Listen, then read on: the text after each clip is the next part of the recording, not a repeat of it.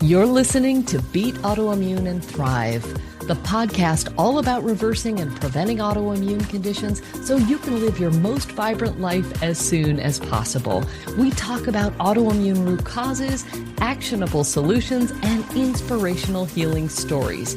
I'm Palmer Kippola, and I used to have MS. Today, I'm an author, a speaker, a functional medicine certified health coach, a pickleball player, and nature lover who's helped thousands of people reclaim their health and their best lives. Let's dive into this episode. I am thrilled to bring to you today one of my friends and colleagues, Dr. Debi Silber. Debi is the founder of the Post Betrayal Transformation Institute. She's a holistic psychologist, a health mindset and personal development expert, and the author of the #1 best-selling book, The Unshakable Woman: 4 Steps to Rebuilding Your Body, Mind, and Life After a Life Crisis. Her newest book, Trust Again, it's a fantastic book, which I encourage you to check out. Debi recently completed her PhD study on how we experience betrayal and how we can move through it to completely heal. She made 3 groundbreaking discoveries, which she's going to share with us today. She's been called the Brene Brown of Betrayal, which I think is just fantastic. And she's been on Dr. Oz, CBS, Fox, and she's given 2 TED Talks. She's dedicated to helping people move past their betrayals, as well as any other blocks that prevent them from their best health, work, relationships, confidence, and happiness that they want and deserve. Debi, it was such an honor to be on your wonderful podcast, From Betrayal to Breakthrough, and I'm so glad that you're with me today. Thanks so much for having me. And you were a wonderful guest, and I'm excited just to chat with you. Oh, it's fantastic. And you know that I serve mostly an audience of women who are seeking to reverse an autoimmune condition or 2 or more. Mm-hmm. And what I love about the synergies of our work is that betrayal, potentially in the form of childhood trauma or later in life, is a clear setup for autoimmune issues even decades later. And quite often, an emotional shock or pain like betrayal can be the very, very first setup for autoimmune symptoms to emerge. And that complete recovery from autoimmune issues requires addressing this emotional pain that many people just don't want to deal with. So can you start with your story? I love starting there, and how you even got into this deep field of betrayal and now post-betrayal transformation. Absolutely. And I love what you said, and it's so true, because by the time something manifests physically, there's a lot going on mentally and emotionally. And what so many of us do is we don't look at the mental and emotional, and we play this game of whack-a-mole where we see a symptom and we just try to tamp that down. And then something else shows up, we try to tamp that down. But at the very root of it is that unhealed issue, that unhealed symptom, real issue that needs addressing. So, and we'll get to all of that. So let me share my story. You don't study something like betrayal unless you need to, unless you have to. It's not like, oh, I want to study betrayal. I had a very painful betrayal of my family. And I thought I learned all the lessons I needed to learn from that experience. The universe had other plans. And I had a second betrayal, and this time it was my husband. Anybody who's experienced this shock, you're blindsided, you never saw it coming. It was so devastatingly painful. So got him out of the house. And at the time I had 4 kids, 6 dogs, a thriving business. It's like, who had time for this, right? Wow. But got him out of the house. And I said, okay, well, I just need to figure this out. And it was interesting because maybe not what most people would do, but one of the first things I realized was what's common to both of those betrayals. And I realized, I never really took my own needs seriously. I wasn't even on my own to-do list. No, something has to change. And so one of the first things I did was enroll in a PhD program in transpersonal psychology, the psychology of transformation and human potential. I just was really desperate to understand why people do these things and how I can heal, how the mind works, all of that. So while I was there, he did his own healing on his own, and I was transforming. I didn't quite understand it. Clients were coming to me at the time. I was still seeing clients one-on-one. They're like, how are you being okay? How are you getting out of bed and moving through all of this? And I said, I don't really know. I was learning things and implementing them and just figuring stuff out. But it was time to do a study. So I studied betrayal. What holds us back? What helps us heal? And what happens to us physically, mentally, and emotionally when the people closest to us lie, cheat, and deceive? And that study led to 3 groundbreaking discoveries, which completely changed my health, my life, my family, my business, all of it. Wow. Wow. So I first want to say, you are so not alone in this, that the subject of betrayal is vast and ubiquitous. I mean, I don't know anyone who goes through life and hasn't experienced some form of betrayal, maybe different, shades of gray, if you will. So I think everybody's going to be able to relate to this and plug right in. And I'm so eager. You can't leave us hanging when you talk about these 3 discoveries. So fill us in. What did you discover? Yeah, this was, and when I talk about betrayal, I'm not necessarily saying with a partner. This could be a family member. It could be your best friend. It could be someone in a position of authority. It's anywhere where there was the breaking of that spoken or unspoken rule. It could be self. There's a really big link between betrayal and self-betrayal. So it's huge. It's huge. So the 3 discoveries. The first was, I had been through death of a loved one. I'd been through disease, but betrayal felt very different for me. I didn't want to assume. So I said, and originally I was studying post-traumatic growth, which is sort of like the upside of trauma, how that trauma, regardless of what it is, disease, devastation of some kind, death of a loved one, whatever, leaves you with a new awareness, insight, perspective that you didn't have beforehand. And I was like, but I've been through some stuff and this feels different. I didn't want to assume, so I asked all of my study participants, and I said, if you've been through traumas besides betrayal, does it feel different for you? Hands down, unanimously, they said, oh my gosh, it feels so different. So it needed its own term, which is now called Post Betrayal Transformation. But here's why. Yes, after betrayal, you have the opportunity to have that new insight, perspective, awareness. But the difference is, because betrayal feels so intentional, we take it so personally. So the whole self has to be rebuilt. Rejection, abandonment, confidence, belonging, worthiness, trust, they're all shattered. So when you rebuild the self, you create an entirely new version of you that didn't exist before. So if I had to give you an equation, it would be post-traumatic growth plus rebuilding the self equals post-betrayal transformation. So that's the unique state of complete and total healing after betrayal. So that was the first discovery. The second one was that while we can stay stuck for years, decades, a lifetime, and so many of us do, if we're going to fully heal, we're going to go through 5 now proven predictable stages. And what's even more exciting about that is now we know what happens physically, mentally, and emotionally at every stage. And we know what it takes to move from one stage to the next. Now, why is that exciting? Because now healing from betrayal is predictable. When my study chair, I'll never forget, I handed my research over and she said, Debbie, I believe you've discovered a process here, in like the geekiest way. I was so excited because here's something that is, I believe, one of the most painful of the human experiences. Yeah. And the idea that now we know, okay, this is where I am and this is what I have to do to get to the next stage. Okay, I can do that. Yeah. So, and I'm happy to share the stages a little bit later if you like. Yeah.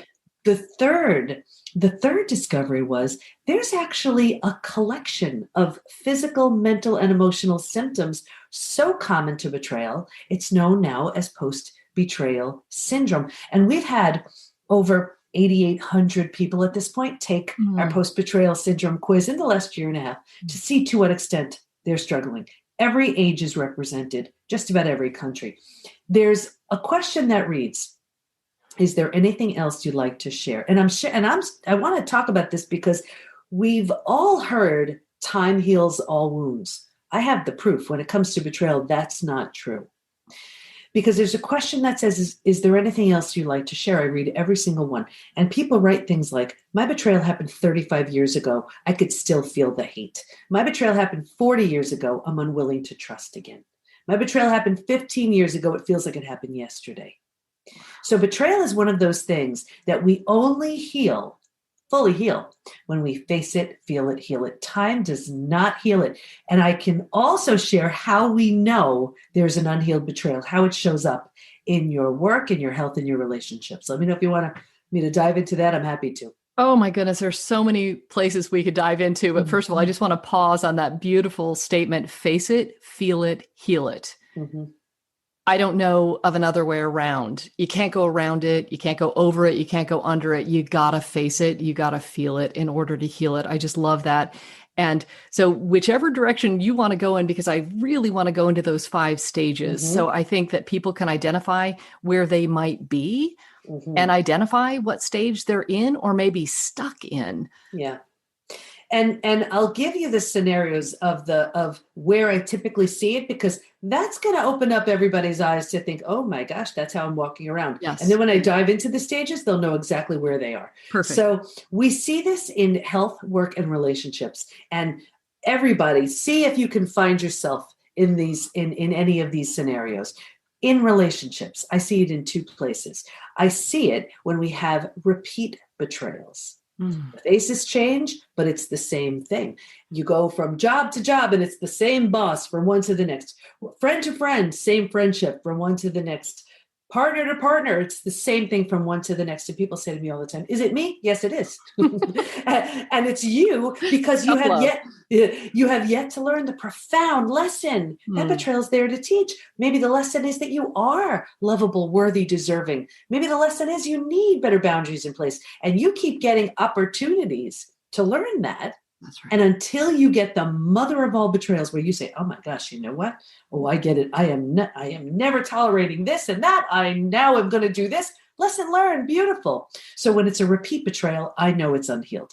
The second thing is, it's when you see these people all the time. They put the big wall up. They're like, nope, been there, done that, not going down that road again. Not going there. It's too painful. And I get it, right? There's a tremendous amount of pain. Now, they think that's coming from a healed place. No, it's not.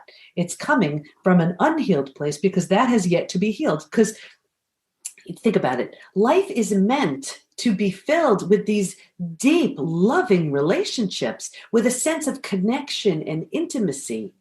If we can't have that because we haven't healed from our last experience, it's like half a life. Right. And again, we're trying to protect ourselves, but we're keeping out, yes, we're keeping out the bad guys, but we're keeping out the good guys too.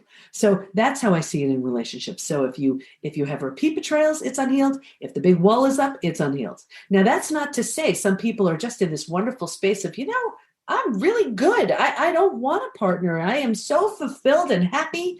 I am good. If they're truly, check the intention there. If they're truly coming from that space, that's one thing. I'm not talking about that. I'm talking about the person who's like, nope, not doing that again. Not doing that, not willing to be hurt again.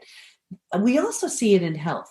And I'm sure you see this in your community, where people go from doctor to the most well-meaning doctors, coaches, healers, therapists, to manage a stress-related symptom, illness, condition, disease. And at the root of it can very likely be an unhealed betrayal.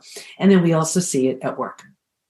And these are some easy places you can see it, where someone wants to ask for that raise or promotion. They deserve it, but their confidence was shattered because of the betrayal. So they don't have the confidence to ask, and they're bitter and resentful instead. And that's the energy they bring to work every day. Or they want to be a team player, or they want to do that collaborative project with someone, right? A joint venture, whatever it is. But they're afraid. The person they trusted the most proved untrustworthy. How can they trust someone they barely know? You see?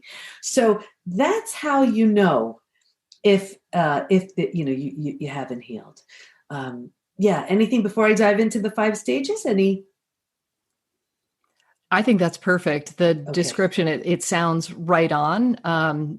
I'm just making some notes as we go, so please continue. I'll let you know if I have questions. Sure. Okay. So here are the 5 stages. So now hopefully everybody has a sense of, oh my gosh, that's me. Right. Yeah, Or totally. here are the 5 stages. And the first one is like a setup stage. And this is what I saw with every single study participant, me too. If you imagine 4 legs of a table, the 4 legs being physical, mental, emotional, and spiritual. What I saw with everybody was this real heavy lean on the physical and the mental, and kind of neglecting the emotional and the spiritual. So what does that look like? It looks like we're really good at thinking and doing, and not really prioritizing the feeling and being. Well, it's in the feeling and being, that's where our intuition lies. And we turn that down, you know?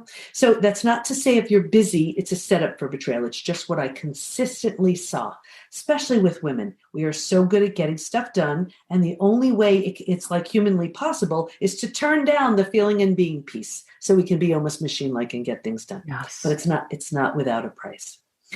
So stage 2, this is by far the scariest stage. And this is when we're blindsided. This is D-Day, Discovery Day. And it's the breakdown of the body, the mind, and the worldview. So here's where you just learn the most painful thing you've ever heard, seen, felt, anything. And you've ignited the stress response. So now you're headed for every single stress-related symptom, illness, condition, disease. Your mind, you can't understand this. This makes no sense. You can't wrap your mind around what you just learned. And your worldview is shattered. Your worldview is your mental model. These are the rules. This is how it works. Don't go there. These people are safe. And in a moment, everything you've known to be real and true is no longer. And a new worldview hasn't been constructed yet. So your world has just absolutely been shattered. Right there. The bottom has bottomed out on you. It's terrifying. And that's stage 2. But think about it. If the bottom were to bottom out on you, and what would you do? You would do whatever you could to stay safe and stay alive. And that's stage 3. Survival instincts emerge. It's the most practical stage. If you can't help me, get out of my way. How will I survive this experience? What do I do? Who can I trust? Where do I go? But here's the catch. Because stage 3 feels so much better than the shock and trauma of where you've been, here we get to stage 3 and we're like, okay, look, I can do this. And then we think that's as good as it gets. Right. And we stop. We haven't even undergone transformation that happens at stages 4 and stage 5. And here's what happens. The longer you're in stage 3, the harder it is to leave. And I bet you there's a tremendous amount of people watching, listening right now who have been in this space for a very long time. And here's what happens. When you're here, you start getting these small self benefits from being here. You get to be right. You get someone to blame. You get a target for your anger. You get a lot of sympathy from other people. Yeah. You don't have to do the hard work of learning to trust again. Do I trust you? Do I trust you? Forget it. I won't trust anybody. Right? And then you're also here, the longer you're here, now you start thinking, well, maybe I'm not all that. Maybe I'm not that great. Maybe I deserved it. Maybe, right? And now, like energy attracts like energy. So you're calling circumstances and people and situations to you to confirm this is where you belong. It gets even worse. Don't worry, I'll get you out of there. But it gets one level worse. And this is actually what my first TEDx was about. When you're here, it is so painful. It's so uncomfortable, but you just don't know a way out of it. So here's where we use things like food, drugs, alcohol, work, TV, keeping busy, reckless behavior, anything to avoid facing and feeling what is challenging to face and feel, right? So now this is like a holding pattern. Mm-hmm. we're not feeling good about where we are. So we numb and we avoid. And now we're here for a long time. And this has become a way of life. So now think about it. Now, on top of your betrayal that could have happened decades ago, 40 years ago. 40 years ago, that person doesn't know, care, or even remember. Or isn't even alive. Isn't even exactly. Alive. Right. They're long gone. You have lived your life paying the price, punishing yourself. And now, as if the scenario that happened years ago wasn't bad enough, now you're punishing yourself every single day, every single week, every single month, every single year, as if that's going to get you out of it. And then think about it, just even using those things like the food, that let's just take food. So now you're not happy with your weight because you're emotionally eating.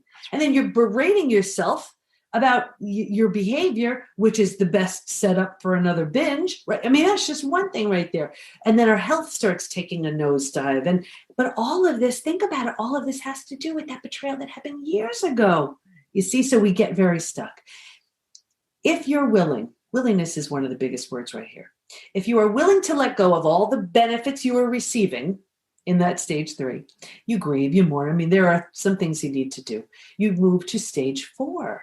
Stage 4 is finding and adjusting to a new normal. Here's where you recognize my old normal doesn't exist. It's no longer an option. Yeah. And you start creating a new version of you and a new life based on where you are now. And I always liken this to, if you've ever moved to a new house, office, condo, apartment, whatever, your stuff isn't there. It's not quite cozy yet, but it's going to be okay. When you're in this space, you're turning the stress response down a little bit. You're not physically healing just yet, but you're not creating the massive damage you were causing in stages 2 and stages 3. Here's what I found so interesting about this stage as well. Think about it. If you were to move, you don't necessarily take everything with you. You don't take the things that don't represent the version of you that you want to be in that new space. Here's where I saw big changes in friendships. If your friends weren't there for you, you've outgrown them right here. You don't take them with you. Or if they were indulging in low energy gossip or whatever it is, you've outgrown them. So people ask me, Debbie, what the heck? I've been friends with, these people for 10, 20, 30, 40 years. Is it me? Yes, it is. You're undergoing a transformation and you are outgrowing them. That's just what happens. And I could talk about that even more. If you stay in this space, you're making it okay. You're getting used to this new normal. You can move into stage 5.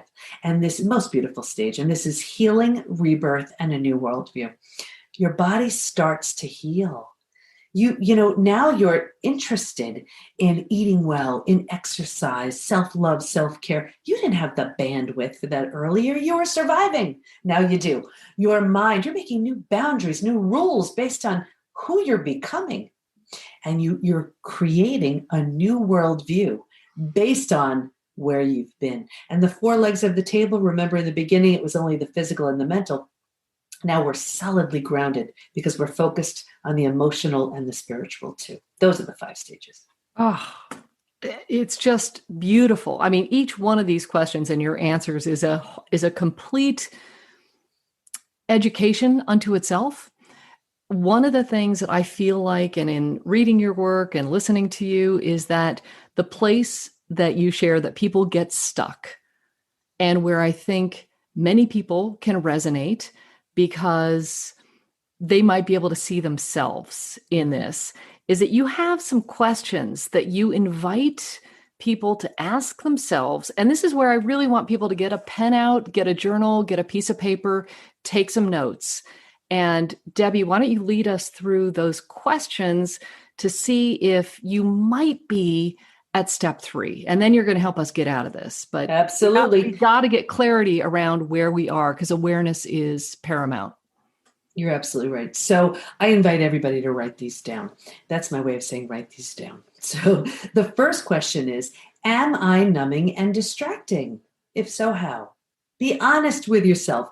Do you walk into the kitchen and you reach into the cabinets? You're not the least bit hungry. You're stuffing yourself to stuff the pain. Call yourself on it.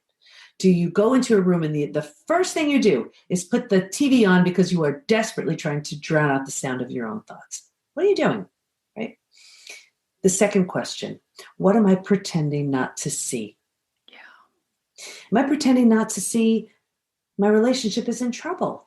Am I pretending not to see that health issue that needs my attention? Am I pretending not to see I hate my job? Call yourself on it. The third question, what's life going to look like in 5 to 10 years if I do nothing? Play it out. Play it full out. Take that relationship issue, 5 to 10 years, do nothing. What's that going to look like? Play out that health issue. Ignore it 5 to 10 years. What's that going to look like, right? Play out that work issue, 5 to 10 years. What's that going to look like? And the fourth question, what can life look like if I change now? And I'm not saying that that's easy. Transformation happens and begins when you tell yourself the truth. Beautiful. I love that. I love that you have these sayings that transformation begins when you tell yourself the truth. Who are you fooling? Only yourself. Only, but we're so right? uncomfortable and we're in so much pain, we try to outrun it. We just try to outrun it, but we can't. It's impossible. It follows us around like a shadow. But because it's so uncomfortable, here's the thing too. There were 3 groups in the study who did not heal. And, as a researcher, you're not supposed to have any sort of bias or whatever. I was new to this, doing the best I could. But I assumed, you're not supposed to assume anything, but I just assumed the people who were the hardest hit would grow the least because they had the most to overcome. Makes sense. That had nothing to do with their healing at all. Nothing. In fact, one group who didn't heal was a group who simply refused to accept their betrayal. They just weren't accepting it. They were stuck in that stage 3, would not accept it. They weren't moving. The second group was the group that was numbing, avoiding, distracting. And yes, it may have made the day a bit easier to get through, but they didn't heal. They ran to their doctors to put them on mood stabilizers, anti-anxiety meds, or they drank, or they ate, or whatever. But it stayed with them. Then there was a third group too. This was the group where the betrayer had no consequences. Now, whether it was for religious reasons, not financial fears, fear in general, not wanting to break up a family, whatever it was, they tried to turn the other cheek, put it behind them. Not only did I not see, the only thing I did see was a further deterioration of the relationship, and that group, by far, hands down, was the most physically sick. Your broken heart can't handle that. Yeah. Fascinating. And you've mentioned a few things in here that I just want to dig into, because if we identify as somebody who's stuck and numbing and turning on the TV or the radio or drinking or whatever we're doing to not get quiet, not get still and listen to that intuition, you mentioned that the key really here is willingness, a willingness to go through. And something that I come up against a lot in this whole concept of autoimmune reversal. Change is hard. People don't want to go through it unless they are really at rock bottom. And that's when people are willing to make some changes. So how can we amp up willingness, or how can we stack the deck in our favor once we've identified, I am stuck. I am clear that I'm stuck at stage 3. What can we do to free ourselves up and get into that? I love how you call it a cozy phase of accepting that this is the way things are now, which sounds like, okay, it's a little bit of a stress reducing to just come to some acknowledgement. And here's the thing. You're right. We can stay stuck, tragically stuck in that space for so long. And that's why sometimes I'll say the gift in betrayal, and people think I am full-blown crazy. The gift is everything's been shattered. Everything you've known to be real and true has been shattered, which is the most beautiful incentive for doing something with it. Here, I'm going to give you a little diagram here with my hands, and you'll see exactly what I'm talking about. Imagine this is a pendulum. Most people like to be right here. Not so good, not so bad, kind of right under the radar. Don't notice me. I'm just living my life, right? And then this is what happens when we've experienced trauma. And for our discussion, let's say betrayal. And it sends you like this, all the way over here. This isn't the problem. The problem isn't that you find yourself here. The problem is that you stay here. The problem is that you plant roots here. The problem is that you think this is where you belong. No. Here's where you come up with your plan. Here's where you lick your wounds, right? Here's where you have all the incentive and motivation you need to do this swing to greatness. When you think about it, no one who's done anything truly memorable, right? Thought leaders of our time, they're not teaching you anything from this. Mm-mm. And they're in way too much pain to teach you from here, although beautiful love songs come out of this space, right? They've done this, and that's what they're teaching us how to do. Yeah. So many people, if you're right here, I invite you to stop the numbing and avoiding and see what shows up. It may send you right here, but that's the gift, because now you're ready for that full swing. Oh, right? Because I love that. But I love that. That's the beauty of it. And I feel like I'm interrupting you, but I'm so excited to ask this because you painted this mental picture that you do so beautifully. I love your metaphors and your descriptions. And this reminds me of that description that you use to describe the difference between resilience and post-betrayal transformation. Because I talk about bouncing back better. And that's the equivalent of taking that pendulum and allowing it to come all the way over here. Because when people are healing from autoimmune, I'm not inviting people to get back to where they were.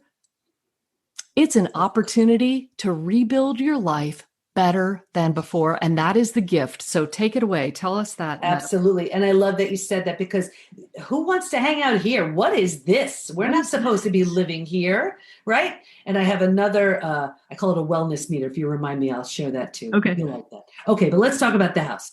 And I talk about this in the second TEDx. Do you have post-betrayal syndrome? And here's the difference between resilience and transformation. Resilience you need for your everyday, bouncing back, restoring, bringing back to worthy goal. Transformation is a whole different thing. So let's just take an analogy of a house. Let's say your house needs a new boiler and you get that boiler. That would be resilience. Let's say it needs a new roof. You get a roof. That would be resilience. You're bringing it back. You're restoring. Here's trauma and transformation. A tornado comes by and levels your house. A new boiler's not going to fix it, and a new roof's not going to fix it. And you could put both of those things, try to put them on. It won't matter. It won't fix it. Now, you do have every right to stand there at the lot where your house once stood and say, this is the most tragic, awful, horrible thing that's ever happened. And you'd be totally correct. And you could call over everybody you know and say, look, isn't this the worst thing you've ever seen? And everybody would be in complete and total agreement. And if you want to, you can mourn the loss of your house until your last breath. However, should you choose to rebuild the house, you don't have to, but if you choose to, there's nothing there. Why would you build the same one, right? Why not give it everything the old house didn't have? Make it bigger, better, more beautiful. That's what happens. Rebuilding is always a choice. Whether you rebuild yourself and move on, that's what I did with my family. It wasn't an option to rebuild. Or if the situation lends itself, if you want to, if you're willing, you rebuild an entirely new relationship with the person who hurt you. Yeah. And that's what I did with my husband. We married each other again as two totally different people.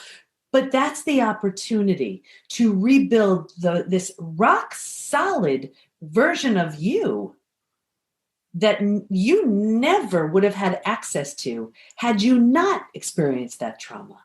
That's the gift.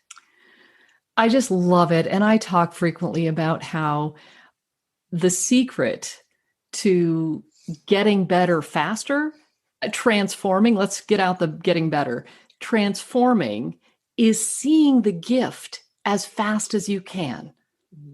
When you're up here and the pendulum has sent you all the way up, whether it's a betrayal from a relationship, your body is betraying you with autoimmune, or family, whatever it is, you're up here. Maybe this is happening for you and not happening to you. And then the opportunity is to come all the way over here. And that's where the willingness is so important, because you have every right to be angry, right? And to just be so upset about the injustice of it all. That injustice will eat you up alive. I get it. Yes. And I talk about this a lot. And we've been studying forgiveness. And, integrative cancer doctors know when they say that the issues are in the tissues because they don't go away. That's right. And it doesn't matter about the other person, the perpetrator, the person that hurt you, where you got your childhood trauma. They're not even alive. They're not even in the story. But forgiveness is all about freeing up the real estate for you. It's about forgiving for you. Right? Absolutely. And I think a lot of people struggle with forgiveness because it makes no logical sense. Think about it. This person did something so harmful, so hateful, so awful, and forgiveness says yes, and forgive anyway. Because it isn't about them. It's about you. But to the logical mind, right, this makes no sense. But when you realize you withholding forgiveness, what's that saying? Drinking poison and hoping the other person dies. Yeah. Right. That's what's happening. Yeah. But I also want to, because forgiveness is huge, a few things. When you forgive too early, it backfires every single time. There's a point in our process at the PBT Institute where we know forgiveness can work. Early on, there's too much anger, too much resentment. And when you do it it's like, well, I just want this over with already. Fine, I forgive. No, you're not ready. And there's a certain timeline. That's one thing. The other thing is, so many of us, I know I thought it's like this one big grand ta-da, forgive, right. This one big, no, it doesn't work like that. It's layers and stages. And when it's, in the process, it could be like, I forgive, but I take it back, and I forgive, but I take it back. You'll know when it's real. And then you may even have those opportunities to test it. I know I wrote about it in the new book, Trust Again, with my family and with my husband. Two very different experiences, but forgiveness is so powerful and will set you free. I just love that. So you mentioned a wellness meter, and I want to take you back there before I forget to ask. Yeah. So I don't know if this is a meter, whatever, but I just imagined this one time. Imagine this represents 100%, right? I see people striving for 50%. And what it looks like is this. Well, if I'm off medication, I guess it's okay. If I have a place to go Monday morning, I guess it's all right. If my partner comes home at the end of the day, I guess it's okay. If my kids aren't in trouble, it's okay. If I can button my pants, it's okay. I'm like, really? What about this? What about living in a lean, fit, healthy body filled with energy and vitality? What about, using your message to share with other people? What about living full out with passion and purpose? Like, what the heck are we doing striving for this? And this is what happens. And that's the equivalent of that pendulum right here. Nobody belongs right here at 50. Nobody. Every single person has a unique strength, gift, talent, calling. There's something that you do that no one on the planet does like you. There is something waiting to be birthed. And if it's under layers of fear, doubt, insecurity that you piled on yourself or other people helped pile on, it's your job to start working through that. You don't belong here at this 50%. There's all of this that you have just the same access to as this. And here's the thing. You, like me, we're not doing anything that other people can't do. We've just taken what broke us. We're never broken, bent, you know what I mean? Right. And we've done something powerful with it. Everybody has the same access to that. Yeah. That's beautiful. And I think part of why we do this is to give people that inspiration, motivation, confidence to do it. And oh, by the way, confidence doesn't happen first and then you do it. It's the other way around. You start doing it and then you get confidence. That is an invitation. There is so much and so many different directions. And one area that I definitely want to get into because it is so powerful. You have access to research from about 8,800 people now.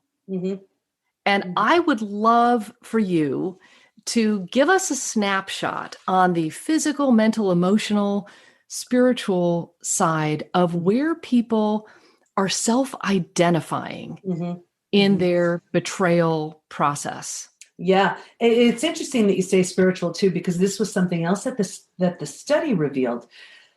There was a point in time where everybody, either if they were religious, they moved towards the spiritual side of their religion. Some abandoned religion completely.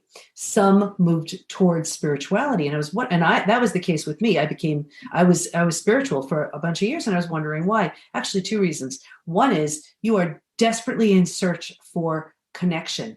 Your bottom has bottomed out. You need a sense of connection and safety. Trust. The second, well, that's the other reason. Yeah, because you don't trust your betrayer and you don't trust yourself. You're like, I'm a bright person. How did I not see? How did I not know? So eventually, well, at least I can trust in something bigger than me. So there was a real lean towards spirituality, or like I said, the spiritual part of your religion. To answer your question, though, actually, every few months I pull some of the stats from the quiz, and I have some. So I'd love to share them with you because it's mind-blowing when you do this. And I just pulled some.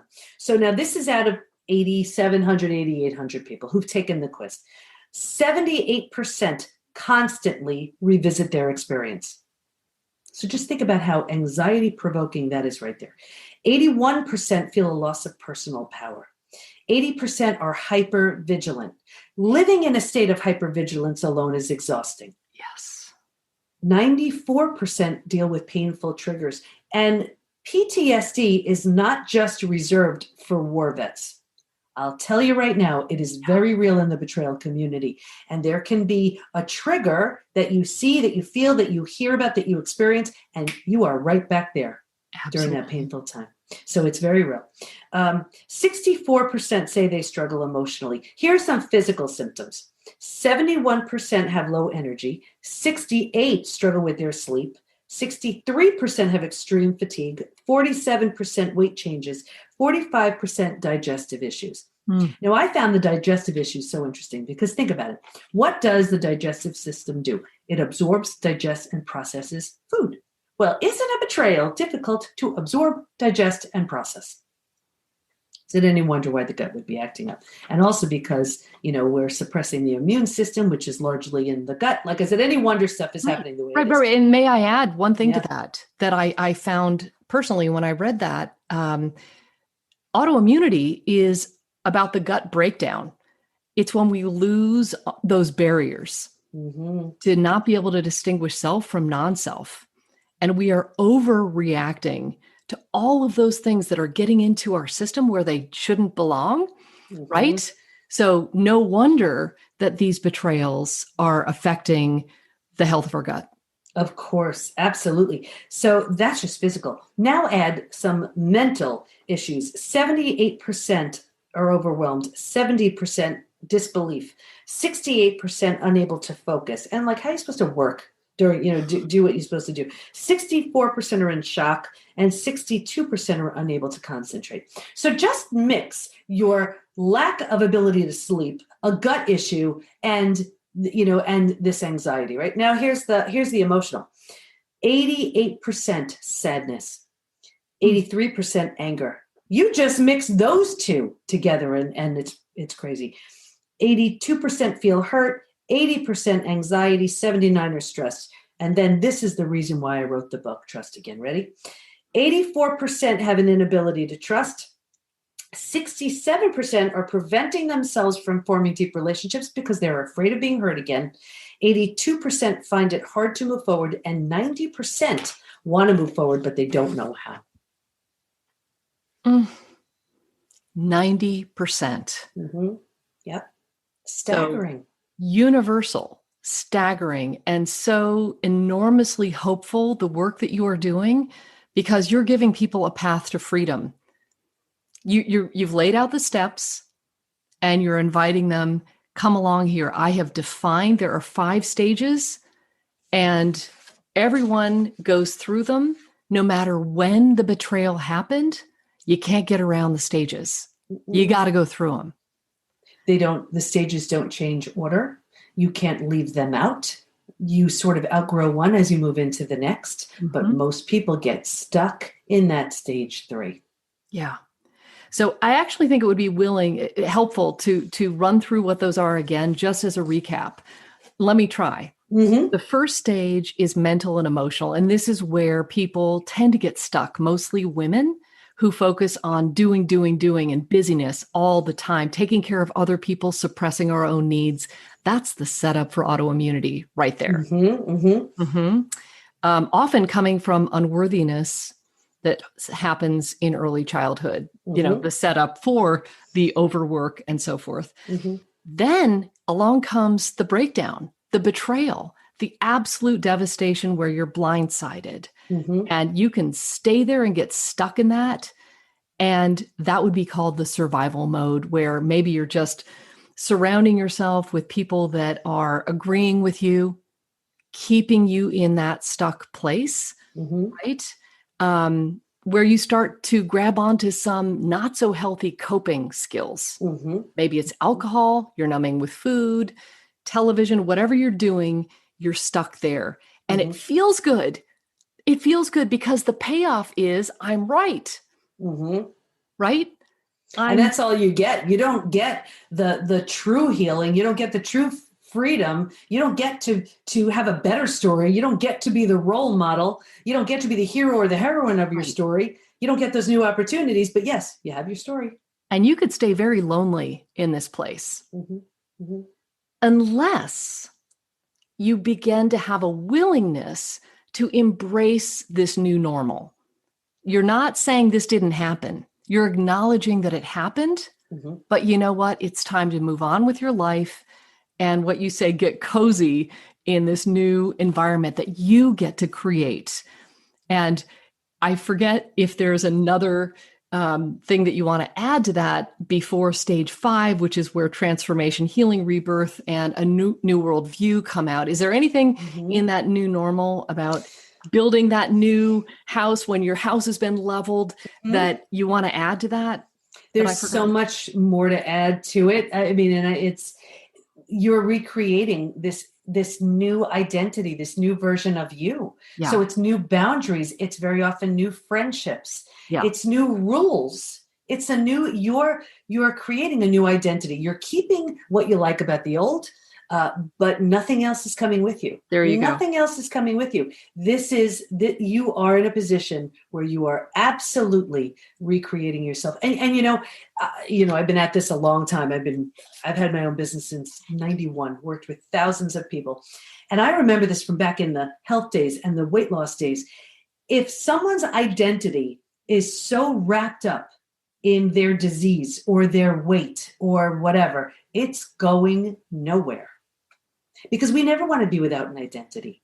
So if this is who I am, it's like this, and I'm sure maybe there are a lot of people watching this who this is their experience. They're divorced. Let's say they're divorced.